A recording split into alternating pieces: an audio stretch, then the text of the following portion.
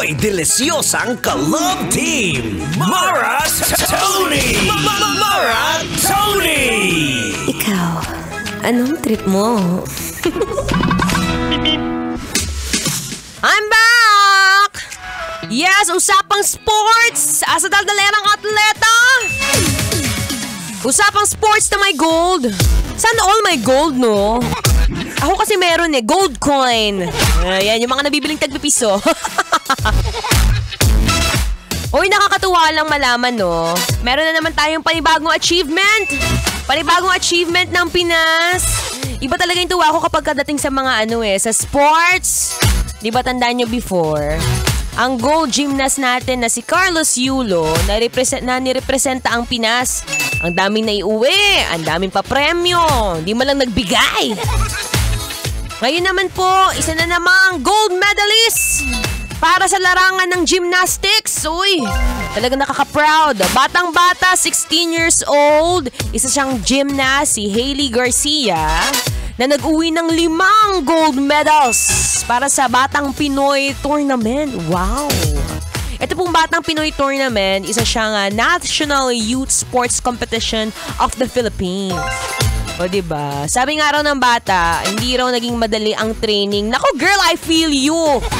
Mahirap ang training, pero masaya kasi siya dahil nakikilala na paunti-unti ang ating gymnastics dito sa ating bansa.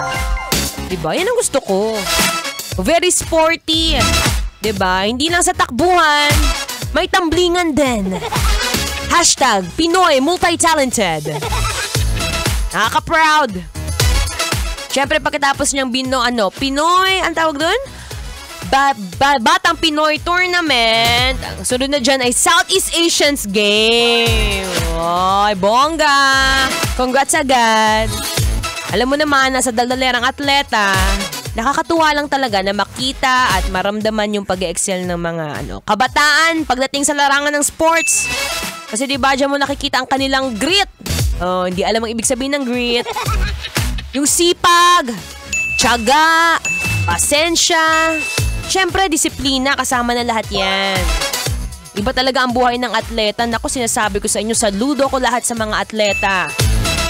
Kaya ikaw, alam mo na kung mainitin ang ulo mo, nako, baka kulang ka lang sa takbo. Kulang ka lang sa ehersisyo. Ehersisyo? Ehersisyo, yan. Tara na kasi. Mag-exercise na tayo. O, tingnan mo yung tiyan mo. Laki na, diba? Hanggang kailan malaki yan? Huwag ganyan. O, siya, makinig ka muna. Kailangan pa bang i-memorize yan?